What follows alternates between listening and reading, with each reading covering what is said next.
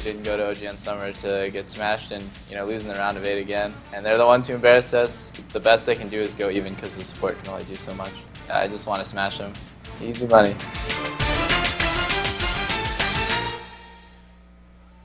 Welcome back. What a game. Pretty awesome. We're back here at LA Live with more League of Legends action for you. I'm DJ Wheat alongside the very lovely Rachel. You just read that because I wrote that. Yeah. Our next game will be both teams' last of the day. CLG North America goes up against the Korean challenger, Azubu Frost. The oldest team in Group A, CLG NA, has weathered trials and tribulations during their 2 years of existence. You've seen them in victory. You've seen them in defeat. Well, now their final Group A game is here. And playing as the red team, let's give it up one more time for CLG NA.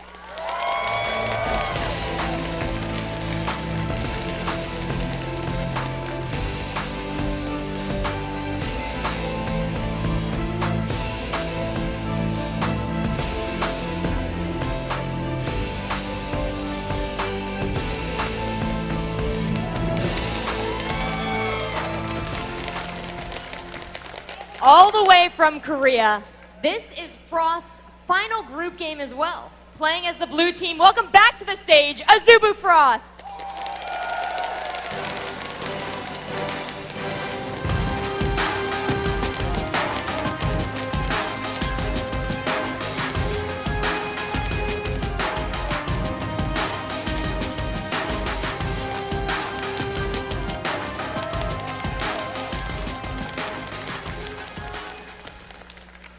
Azubu Frost has a chance to go 3-0 in their group. It's CLG. Obviously, they want another win under their win column. Let's find out what Riv and Freak have to say about this upcoming game, guys. Frost 2-0 CLG in the Azubu Champions Summer, which was a quarterfinal matchup. A Reddit poll put Frost as #1 and CLG as #2 in the group, Freak. And these guys are absolutely stellar competitors overall. These guys are incredibly powerful, but this match is going to be really interesting. Now, Frost is in really good standing. If they win, they're 3-0 in the group, and they're through. They make it to the quarterfinals. The difficulty is that CLGNA, no matter whether they win or lose, they don't actually know what's going to happen here. So you look at these standings, right? If CLG wins and they go up 2-1, well, Frost is 2-1, and if Invictus wins against SK, they're 2-1, and you've got a three-way tie. If CLG loses, they're 1-2. SK could go 1-2, and Invictus could go 1-2 if SK wins the next match. So no matter what CLG does here, they're going to be biting their nails clean off during the next match. CLG, no matter what happens, don't know their future just yet in this tournament. Of course, they want to win. It gives them some pretty good chances overall, but it's really, really nebulous for them. Frost in a little bit of a better situation. Of course, if they do lose this, they could hit that three-way tie. But at the same time, if they win, they're guaranteed through. It's going to be close overall. Everything's going to be on the line here in this match. So, Freak, these teams are warmed up. They've seen what other teams can do in the day. And with that placement in mind for the brackets, let's see the keys to the game for Azubu Frost as they come in against Counterlogic Gaming. They really, again, pull it back to relying on Rapid Star and his gameplay and statistics. Exactly. Rapid Star is still just an amazing player overall. He's been putting up numbers all day, and he's been really putting that team into great situations over and over and over again. Whether it was his Vladimir up against IG, where they pulled out the win in the end, or their matches later on in the day as they took out SK very, very cleanly. It's got to be the Rapid Star show. And, of course, everyone on that team is amazing as well, but you can never really lose when Rapid Star goes crazy. Exactly. You cannot stop a Rapid Star. And the next thing is we've only seen Counterlogic Gaming bring out really two of the strategies that they've been using. The first one in that game, they just did not want a team fight early. It really hurt them. We saw the surrender come out in the mid-game, and then in the second game, the teleport remote was the one to win the base race for them with a huge play by Double Lift. So they're really going to have to work against those strats and figure out what they're going to do. Exactly. CLG's been off in the background trying to research their opponents and trying to build their own identity here. You've seen them run two completely different setups here, different summoners, different strategies. Do they have a third?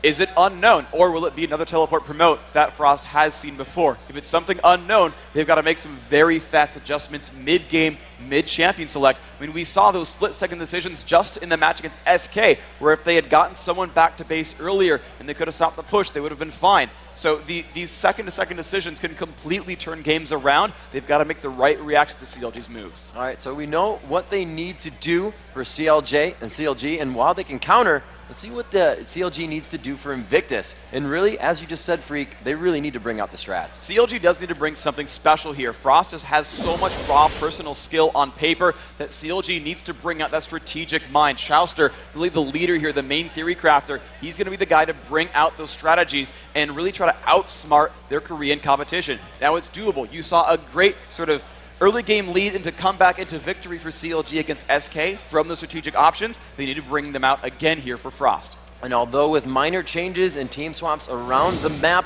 they really need to leverage that long competitive experience. This is a team that has played tournaments in every continent. Yes. They have just so much match experience. And Frost is one of these 6 teams here that have never played a tournament outside of their own home continent. Now, sure, they're starting out 2-0. They're doing some great work so far. But CLG have been in this kind of situation. If you want to go back to WCG 2010, they lost that first game against SK and then went back and 2-0 to clean it out with some good picks and bans. This could be the same situation for CLG. They can absolutely bring this out. All right, guys, enough of that. We may be right in it, but we're going to find out for ourselves. It's time for more League of Legends action, so let's head into Champion Select with our 2 teams. All right, we can see what they're opening up for right here. Right now, the Orianna being banned away from CLG. The Evelyn as well. This is the second time that Azubu Frost has banned out Eve here. They really do not like that champion wreaking havoc among their ranks. Shen and Skarner. I know, CLG is going for triple teleport promote again, guys. They've dropped out 2 heavy initiators in Shen and Skarner. That last ban, $5 is Malphite. All right, right so now. we're going to see Alistar there. Freak calling out the Malphite, the heavy initiation to stop that strategy of the teleport promote strat. We'll have to see if they can do it or if it's going to be just a pick that's going to allow themselves to get something else that they want to trick Azubu Frost into. Now we do know Azubu Frost, Shy having an amazing game just against SK, and we're going to have to see if he can do that again. They I'm do wrong. drop out Ezreal, and Woong is going to be quite sad about that one. Now, that does still leave some initiators open, though. Azubu Frost, they've got a lot of options open. Right now, they're looking at that Vladimir first pick. This is a team that will run double AP, so that Vlad could be the mid lane like we saw in the first game. He could be up in the top lane as well. There's a lot of still options available here to Azubu Frost, but you know, we've seen a lot of different options. We've seen guys go for first pick on AD carries when it's Ezreal. We've seen first pick on support. We've seen a lot of different options available here. Azubu Frost have a wealth of options really here. A lot of the initiators are gone, but again, there's still champions like Malphite available. There's still, you know, actually with Orianna gone, you can't really use Shyvana as a major initiator either. A lot of those major initiation combos are kind of dropped off the map. They have to consider that there's a much narrower pool here of initiating tanks, of fight starting, that they're going to have to pick themselves very safely around this. They're going to open up with Maokai, which is a very good opening pick. It's a jungler. He's going to have really good gank presence. His jungle clears are pretty fast as well. He's going to be putting on a lot of pressure. Another great thing about Maokai is he's very team fight centric. His ultimate will make all the allies around him take reduced damage. So if you get into 5-on-5s, it's going to be really hard for the opponents to shut you down. So whether it was the combination of seeing Orianna in the game, they're going to put that one out. But however, Voyboy's Olaf is left in the game as well, and they're going to take out Lulu for Chauster. So that is his, I think, 3rd game in a row now onto Lulu. We keep seeing her picked up there as that primary support for Chauster. Voyboy finally getting on his comfortable Olaf top. That's going to be good for him. Olaf has a lot of really, really great matchups. He's one of the few that can stand up to Jace and perform well. He just has a lot of great moves available. He can dive in and crush down an attack damage carry or anyone squishy in the back line, or he can hold the front, be a big beefy tank, and just absorb all the initiation. And there's a great combo here because they've got Lulu on that team. She is the one support you pick. Now, you can pick Janna as like a support the squishies and use Monsoon to keep your squishies alive. Lulu's really the support a tank support, where you put that wild growth there, you're going to kind of knock everything up around him and slow enemies around that initiator. You can put help picks down and throw on Glitter Lance and kind of crowd control everyone around. Lulu is there to be comboed with Olaf. He's going to be diving in and crushing someone in the back line. It's going to be huge, and we do see that Sona down bottom, so there is going to be a little bit of harassment poke there, but still a safe, sustaining lane, and the Jax pickup as well, which was about to be their first pick, but they went with that support utility in the jungle.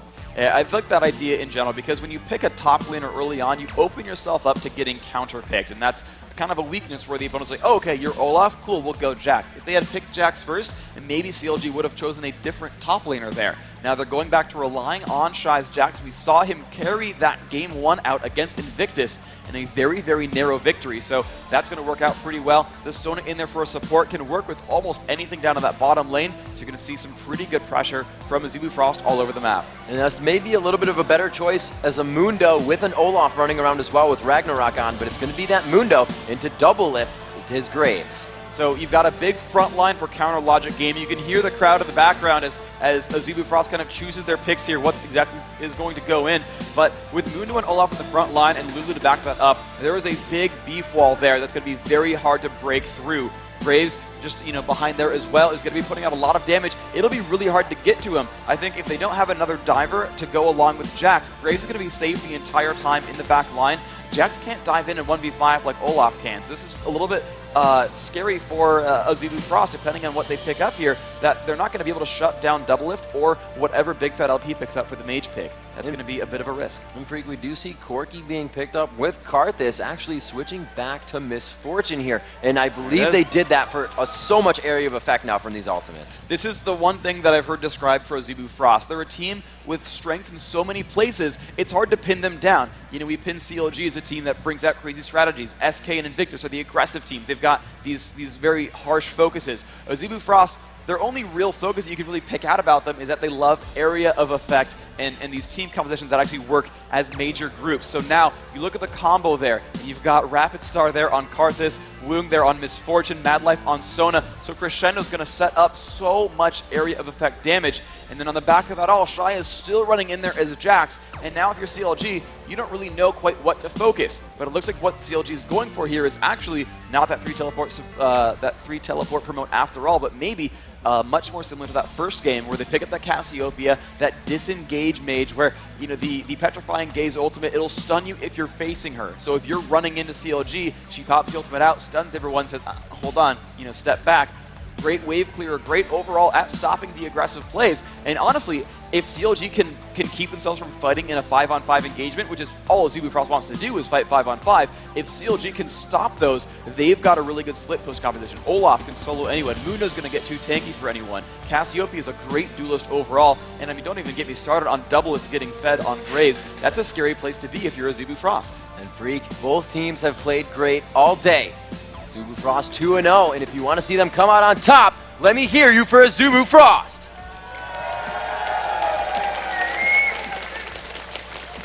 All right, and if you're a fan of the North American team, Counter Logic Gaming, let me hear you give it up for CLG.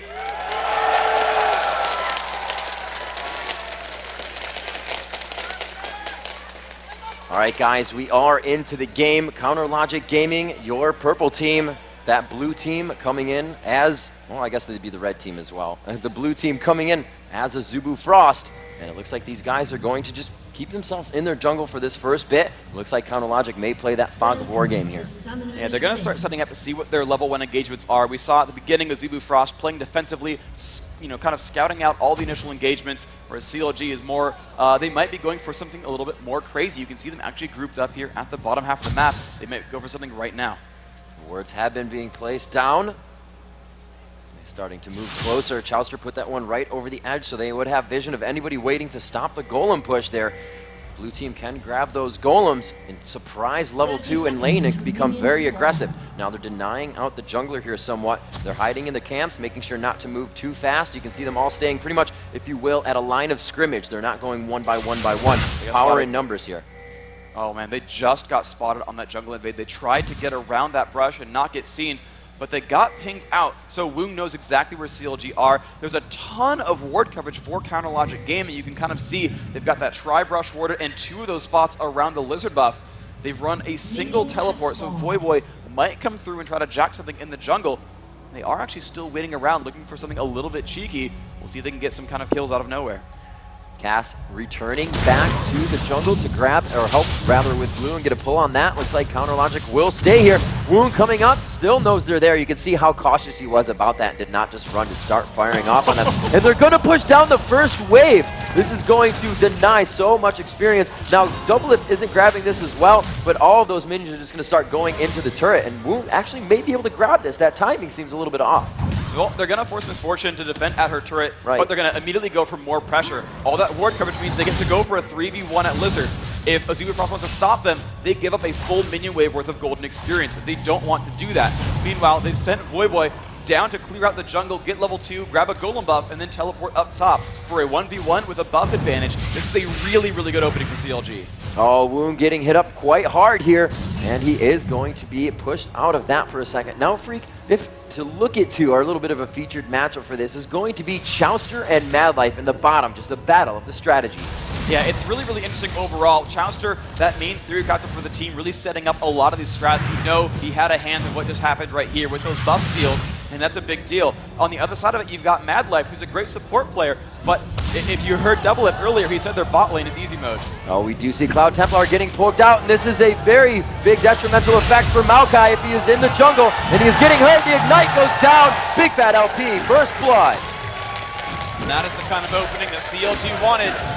Making a lot of moves, and actually Voyboy again in fights with Shy, and with the extra experience advantage, that's going to be a really, really good lane for him. That blue buff is going to help out so much. Just throw down the reckless swing. The true damage cannot be stopped by that Jax dodge, and he's just going to be able to push him back to his turret. Mundo waiting off in the wing. They're giving him pings, saying this would be a great time for a counterattack if we could really put it on. However, we are seeing Cloud Templar coming back in a little bit slow. Voyboy taking a loss in the damage trade here, and he puts himself on the wrong side.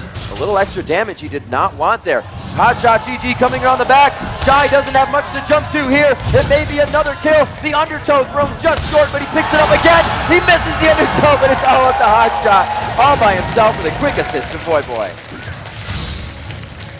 And that's when you get when you combine crowd control with more crowd control. Voyboy on that Olaf, landing undertow just enough to slow his opponent down. Shy, finding that rare aggression, actually got kind of burned for it. He went in there, went for that fight onto Voyboy, using the Counter-Strike cooldown in order to deal more damage, and it simply got burned in the end. Hotshot came up. There was no ward coverage. He had no way of knowing the jungler was about to show up. A great gank, great foresight there by Hotshot. That's a really, still, again, a great opening for CLG. Bottom lane getting pushed out. You can see both teams are a little bit hurt. The AD carries more healthy than the supports, and as we said before, the supports can win the lane better than just the AD carries right-clicking each other, and that's really our featured matchup, Chowster and Madlife. We'll see what they can provide to this game in that bottom lane action. 5 minutes into the game, 2-0 in favor of CLG, so it looks like they have overcome that early aggression.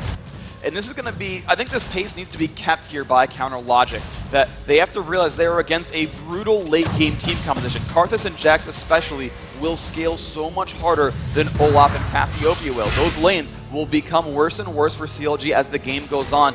They need to keep that pressure going. They need to keep picking up those kills and keep putting on the damage. Wow, a burst shot, at least 500 HP taken off of Doublelift there, and that's the poke from Sona. It may not be a super aggressive kill lane, but they are going to get that poke damage in. Shy trying to win the damage trade here as they both chug down the potions, and it looks like they just returned to farming after a quick battle out. Yeah, they're really cooldown based, both these champions. Before they get any major items, they're mostly about just doing damage. Big Fat in mid, the exhaust is down, and he does go! The transfer over from the blue buff, going to Rapid Star. Very good aggression there. You know, Cloud Templar needs to make things happen for himself because of that early misgank, or invade rather, but they did it well there. That was absolutely correct. Those junglers, really the emphasis for these games. Those first kills, all of them, actually every single kill so far has come from the hands of the junglers showing up. Voyboy again, but he's in front of his turret here, trying to drag Shy into the turret. Shy kind of jumping out of position with his name. Usually that's his play, but right now he feels very confident in this tournament. Azubu has played very strong, now 2-0, and Shy has really upped his game. We saw it last game with Zinj, now with Jax against that very, very good Voyboy Olaf. And we're seeing just constant pressure, actually all these lanes really getting into fights all the time. These junglers are going to be highly stressed, and they're going to have to keep roaming around the map, getting to these fights in time. When every lane is aggressing, you never know where to go, and especially as they get closer to level 6, there's going to be even more burst available. Right now that Karthus is 6, there's an advantage on the map for Azubu Frost. They can set something up for Karthus to pick up a kill with Requiem.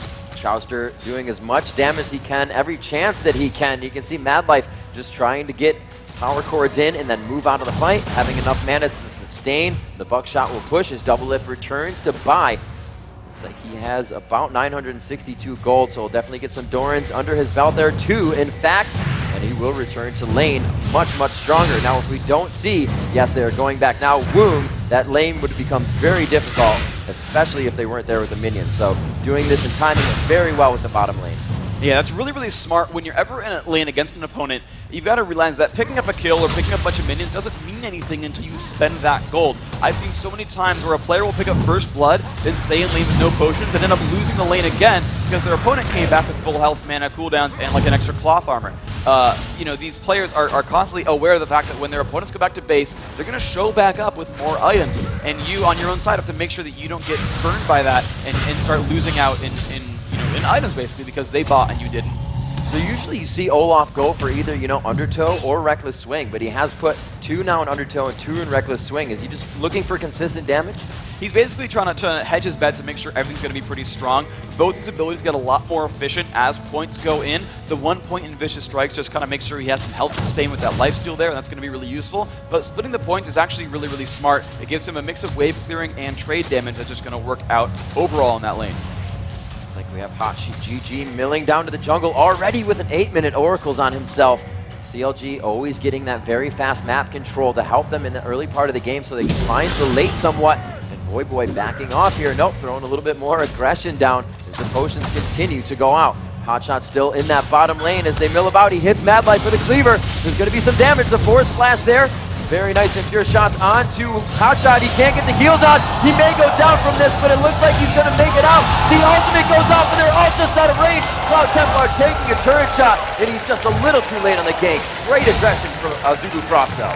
This is a phenomenal fight, but Big Fat's not in a good place in the mid lane. Rapid Star and Shy trying to jump onto him. So much aggression in every lane right now. They do get the jump onto him. Petrifying Gaze goes to Karthus, and he jumps over the wall, but he gets double flashed on. Big Fat LP will surely go down in the fight. The ping's still going down bottom lane. Mad Life absolutely obliterated. He goes down as Sona. Boy on the chase, but with very low mana, getting himself in quite a sticky situation. Cloud Templar will not go down, and now it's Jax, the duelist, to clean up the fight. Shy coming in and doing exactly the opposite. Will he have enough for another leap? The blue buff for the cooldown, and he gets polymorphed right before the turret. Looks like they will still aggress here, Freak. Rapid Star is coming in. Can the Wall of Pain go down? The flashes are down. Jumps in. Double Lift will fall, and Lulu goes down as well. They pick up overall 4 kills.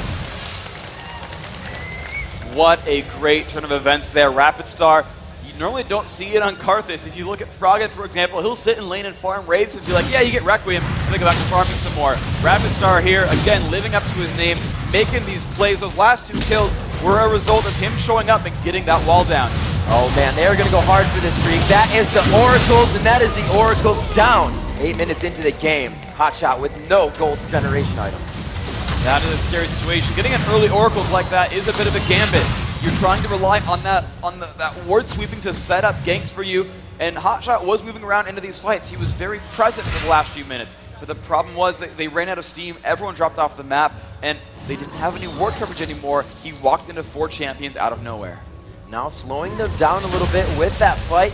Hotshot always saying that he doesn't pay enough attention and focus to his camps. Now he's only 9 behind right now, and his lane presence is very good. Losing that Oracle will definitely set him back. 6-3 now as Azubu Frost completely turns the tide of this game, being down 2-1. And now it is 13,700 gold to 12,400. They have a lead in every aspect right now, and they're looking to hold this. Dragon just being grabbed as we saw Hotshot GG go down in the attempt to smite it out. But Azubu Frost is really controlling the map right now, Free. Yeah, ultimately they've not capitalized these kills on any major objectives. Even though Hotshot did go down, he bought enough time with the rest of his team showing up that Dragon had to be aborted there. They've gotten no turrets as well off of this, so even though you're seeing a 3-kill lead and a couple of minions here and there on the advantage, it's still only 1,000 gold difference. Crescendo just reaching at max range, and the global Requiem going to go down. Great kill and assistance from all the team of Azubu Frost. And that's just the corner of Crescendo, just landing onto Double Lift little shin right there and making that fight happen. Requiem, the gank from the jungler as well. That is teamwork right there, just making these fights happen over and over again. Jax going for that tanky sustain build. The Triforce first is going to help him. Petrifying Gaze goes off. That Wall of Pain did hit. Karthus could retrade the damage here, standing right in Defile. Big Fat has to separate himself from Karthus here. He does a great job, but Cloud Templar just on the outside. But again, aggression top lane. Shy, not even looking behind his shoulder. Oh, Hotshot gets out. The health is there. They break it back and forth. Oh my God! Big Fat makes it out alive with amazing play from Shy. That Counter-Strike just came back in time. Hotshot landed the cleaver, tried to walk back in. He knew his health bar was super low, and he just didn't estimate that Counter-Strike to get up just that second. Damage there, the dodge keeping him alive. Oh wow, that was a second away from a double kill versus a death. We got to change his name to Not So Shy. This is absolutely ridiculous. Coming into this tournament, all of our notes just say he's very laid back. We're actually going to see a replay of this and just show you how wrong that really is. Yeah, we had two fights at the same time as well, that top fight and that mid. Let's see exactly what went down. Replay starts off, Mundo jumps in there, getting kind of chased away, but look at that slow, that undertow, so perfect right there, and he starts belting out damage, but watch, Hotshot walks back in, and he wasn't ready for it. The dodging is too good, the counterattack damage really, really high. Just excellent, excellent play by Shy. And he is just totally vamping up on these items now, and he actually got himself 2 wards. He knows he's happy in lane. He just said, I took on Olaf and Mundo by myself. These 2 wards are going to keep me in lane forever. And we can just see how much control Azubu Frost has over everything right now. A good attack there, gives them blue buff still. They're going for the attacks on a Hotshot, but not enough from double up. And they just control the map. CLG can't even enter their own jungle. The good thing was, though, they at least did get that golem buff. It was Right. really, really good coordination there. As the poison was down, Hotshot smote right before that poison ticked and still gave Big Fat the blue buff. Now, yes, they were forced out of lane, and even though you don't need a kill to do it, forcing your opponents off the map will give you enough map to be able to take things like Dragon or like a turret. You can see they've got one of each now, Azubu Frost, so they've finally started to capitalize these kills into objectives that snowball the game forward. You can't just rely on getting kills, you've got to get something after that. Well, Shy's got all the kills, his team's got all the objectives, and they are pushing this game forward the right way. So how do you feel about these mid builds? We have the Rod of Ages going against the Haunting Giants. Not as much health is going to come from that as you enter into the game, but still both of these champions' main objective is to face each other and fight. This makes a lot of sense really on both sides. That Karthus wants to survive early aggression and just get to the late game. So by grabbing a Rod of Ages, you've got a lot of sustain there. You've got some extra health to survive duels, and it lets him go for that Death Cap and the Sorcerer's Shoes and the Void Staff and everything else to scale into late game. What Big Fat's going for, and he actually did it really well so far, is he wants to duel his opponent. He wants to try to shut down Rapid Star over and over. By getting early magic penetration, he makes sure that he's dealing full damage to his opponent. He'll get ability power and more durability later. He's trying to shut down specific frail opposition, and he's doing a pretty good job of it. We just saw at the same time that Mundo gave the double kill to Jax, he actually got into a duel with Karthus and came out completely clean from it. So, right now it's on Big Fat LP to shut down Rapid Star, and CLG as a whole needs to find something to shut down Shy. A lot of pings going down as Counterlogic Gaming moves through the North River here. Kind of just milling about. Big Fat with that blue buff, getting harassed out by Woong, trying to miasma down the minions and keep them out. Cloud Templar buying that 15-minute Oracle. We have not seen it come back on Hotshot yet. That money is still trying to be regrouped. He does have the Heart of Gold to get that money back as he's not getting killed. It will help him out a little bit. And it looks freak like they try to sneak this one out. We've seen this happen from teams lately. Wow, and it's right after 15 minutes. This is dangerous, though. They've got a lot of damage, and it's been pinged. CLG pinged out Baron, but it's down below half health. They're getting low. This could be a hot-shot smite steal. He does not have flash, though. He can't reach it to smite, I don't think, from outside the pit unless he runs around. Boy comes in from the side, though. He's going to jump in on a Cloud Templar. They do not get Baron. It's going to go to Azubu, but they're very low in the fight. The focus is Maokai. He does not get his ultimate down, and they continue to go 1-for-1 here. Boy looks to fall, and Hotshot can't do anything from the outside. That ends up making it a 2-for-1. Excellent job there. And just like last time, Doublelift alone in the bottom lane, trying to shut this one out to turn this one back around. The fortunate thing here for CLG is that, it's still early enough in the game that the Baron buff itself is not actually providing a lot of armor and a lot of ability power and attack damage. The actual buff itself scales over the course of the game, so the purple orbs aren't granting quite as much as before. The major advantage you're already seeing on the scoreboard up top.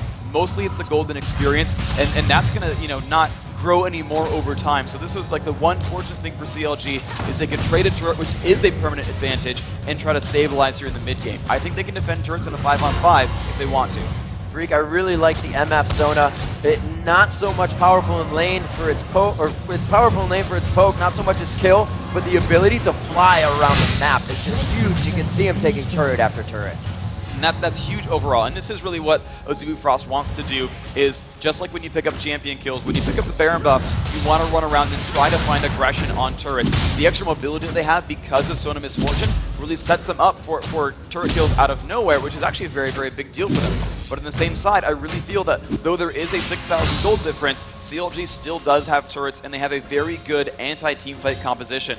Olaf's very disruptive, Hotshot's very, very tanky on Mundo, and again, they still have Big Fat LP. With the counter initiation onto Cassiopeia, if they play defense, they should be able to hold the line.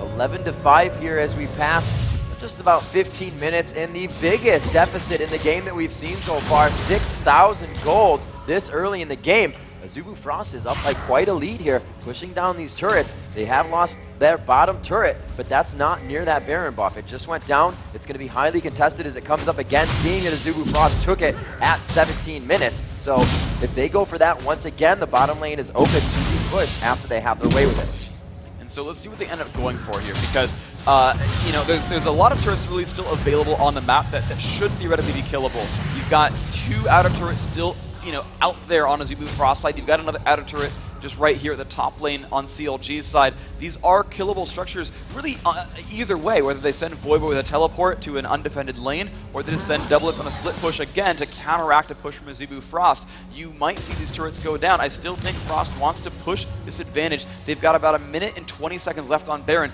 They could go for one more turret here.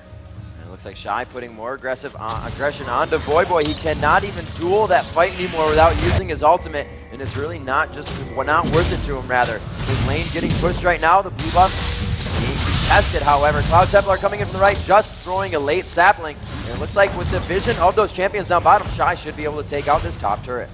Yeah, with Voivoy gone, I mean, he could have run teleport to try to defend that, but ultimately, he still would not have liked that 1 versus 1 matchup very much. You just hear chunk, chunk, chunk. That turret does go down. No one from CLG really even tried to defend that.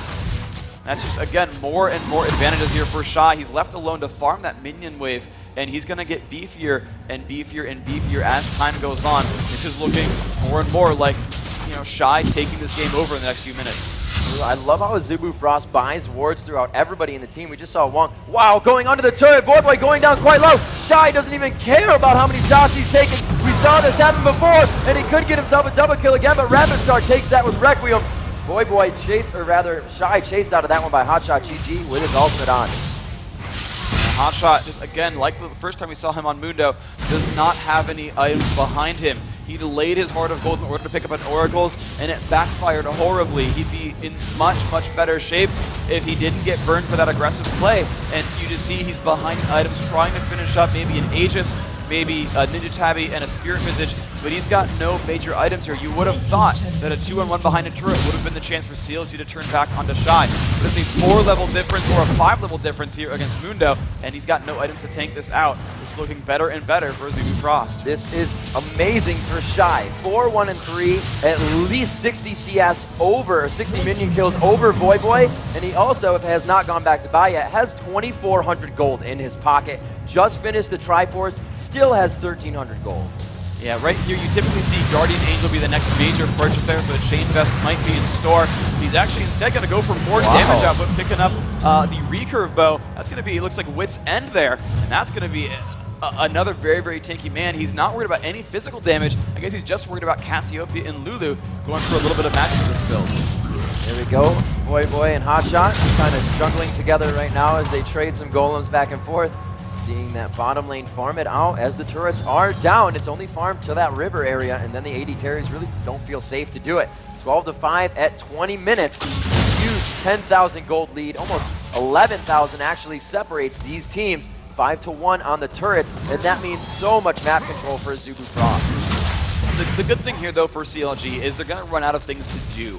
They're down to 1 turret left. Baron is still dead for just a couple more minutes. And then, of course, then it comes back up, and yes, they can farm it again.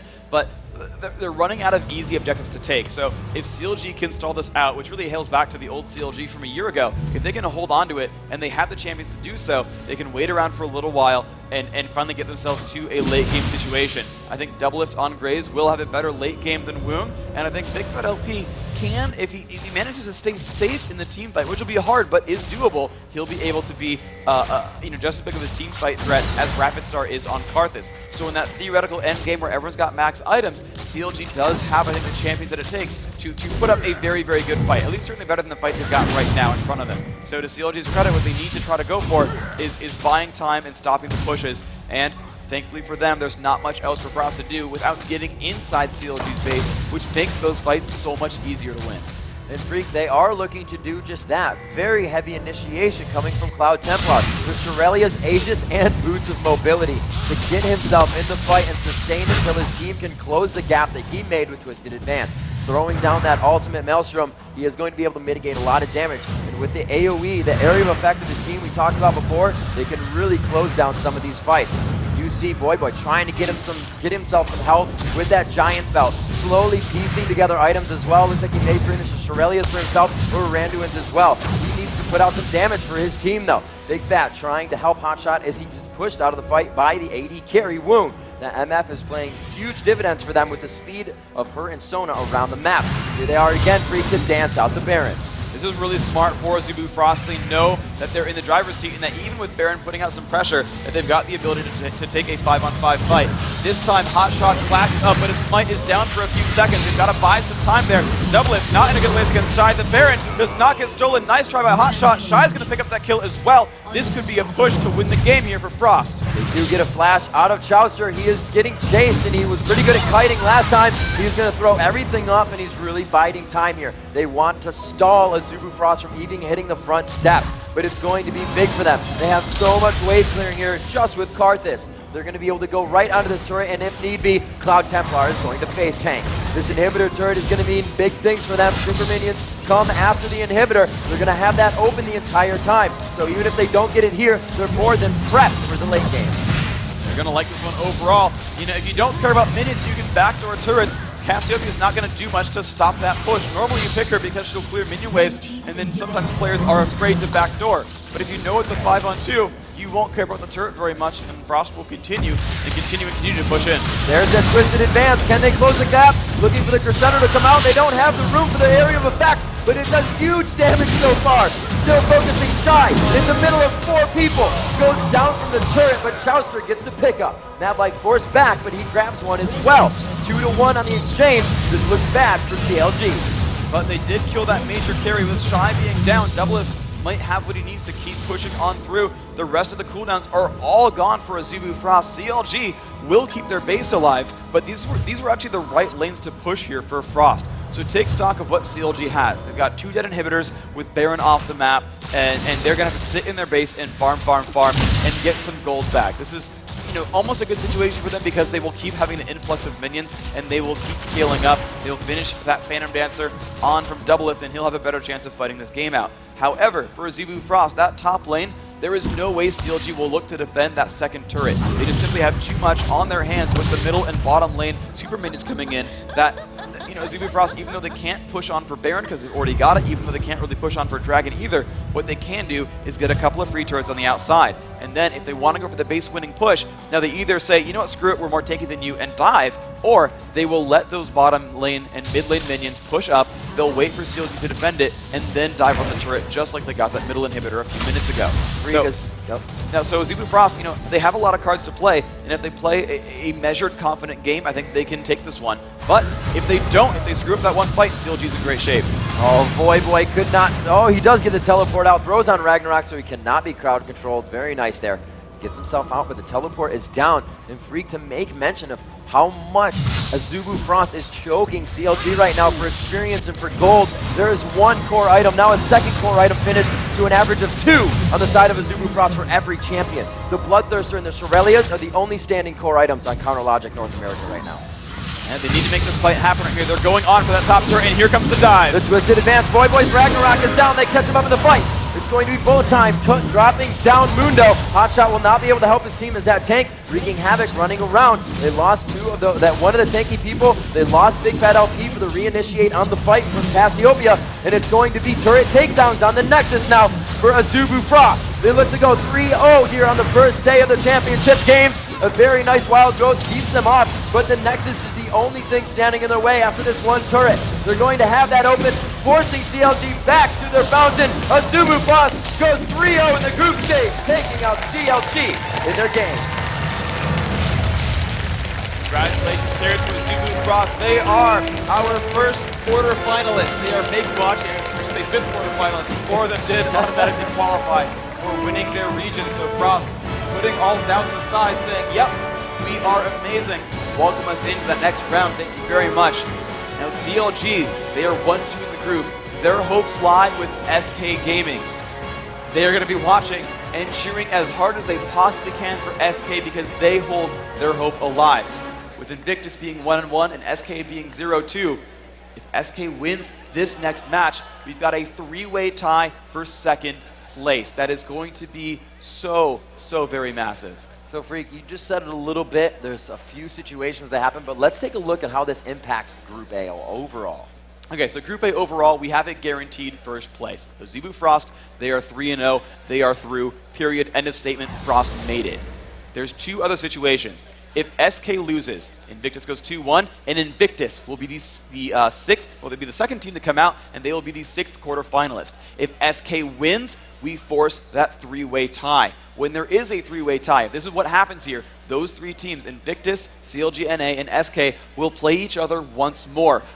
The one team to actually beat the 2 others, the one team to actually go 2-0 in that little miniature group stage, will be the second place team here. So again, CLG, their hope to stay alive is with SK winning and forcing that 3-way tie. Otherwise, if Invictus takes it through, we've got a clear-cut first and second place as they move forward. So, Freak, we've seen some things from Azubu now as they go in as the 5th qualifier. You said those teams definitely taking their homework for the day 2 matches, but a lot of things coming out from Shy here today. You know, it was the Rapid Star, get behind him and play, but Shy was all over the map, starting plays himself, double kills in situations where nothing looked like it was going to be going good for him, and he just played outstanding. 6-2-5, finished the Triforce, while, you know, Voyboy was kind of just left with his defense. Yeah, Voyboy had just a couple of unfortunate situations. Even though they had a couple of early game ganks and he got ahead early, it got turned around. We've got a replay of that last push going through, of what it took for Azubu Frost to close that game out. You're going to see All-Stars just putting out way too much damage. They're up on the turret. They're happy to let Cloud Templar face tank it, and they're going to go through as 5. The problem is there's no ultimate, there's no Ragnarok for Voyboy, so you're going to watch what happens when he tries to get into the fight. Luna's up in front, but has not many items. There's the initiation. They're going to catch almost everything with bullet time. The Vengeful Maelstrom keeping everyone tanky as well, and there's just not a counterattack option here for CLG. Doublelift tries as hard as he can to put out some damage and try to wear down Cloud Templar's health bar, but he's just consistently unable to do so. The damage comes out, but the tankiness is too much over and over and over again. CLG just not able to kill anything, they're told. Just too under-farmed because the pressure was on from second 1. You can just see, you know, in any one-on-one fight, the guys from Azubu Frost would win that by being so much more farmed. They're able to kill champions underneath the Nexus, or sorry, the inhibitor turrets even, under the Nexus turrets, under the base and fountain turrets as well. Frost just with a stranglehold all game. CLG had the great opening strategy. They gave Voyboy a nice shot at the top. They got the blue buff. They stole the red. They had a lot of wonderful options, but they could not quite hold that mid game. The ganks coming in from Maokai, the Requiems from Karthus, that one roam to the bottom lane, that kind of said it all. It was absolutely huge, and Shy was pitted up against a blue buff for the first 3 minutes of his lane. So that was going to be absolutely difficult for a Jax to get in there. You can't dodge Reckless Swing. So that was all the true damage, just hitting him in the face for a few levels. Hotshot GG even came up. They got a gank on Shy in the beginning. Still came back to double kill them later. Huge play all around the map. We saw that Cloud Templar had a lot of trouble as well in the beginning. They found him. The Ignite from Big Fat LP took him out as he flashed over. So that means your jungler early in the game lost his flash. Can't be as aggressive, especially because his Twisted Advance gets him into the fight, and that early is not tanky, so you may need to flash out. A lot of things slowed down for Azubu Frost, but their ability to just get behind each other and figure out how to make it happen differently was amazing. And what they really did there is they focused on that mid lane again. They said, okay, look, we just gave Big Fat double buff. We knew he's going to bully you. We need to reset that. And this is one of the really interesting decisions that a team has to face. Yep. Is your jungler only has so much time that he can spend assisting his team, and you have to decide: do I snowball a lane we're already winning? Do I bring a lane back to 1-1? Or do I try to desperately save you and stop the bleeding and apply a tourniquet to a lane that's hemorrhaging gold badly? And in this case, it was, okay, look, we gave Big Fat first blood. He's got double buff Cassiopeia. That's scary, but it's only 1 kill. It's only 400 gold. Let's go for it. And they got him behind Cassiopeia, one of those a bit unsafe mages where she has no innate escape tools. They came in pretty much right at level 6. Got in behind her. Maokai, a wealth of crowd control. The Wall of Pain and consistent lay waste hits is all it really took. That was really Rapid Star having the accuracy to land those lay wastes in that fight, completely out-damaging Big Fat's Cassiopeia, and that's really what turned that fight around, because now it's Karthus with buffs. Now it's Karthus with a kill lead. Right. Now it's Karthus with lane control. All right, guys, and that was Azubu Frost for CLGNA. Azubu making it through 3-0 to be our first qualifying team to go on to the 4 that have already qualified with the berth into those finals. Coming up next, we have Invictus Gaming going up against SK Gaming in the final match of Group A. Don't go anywhere.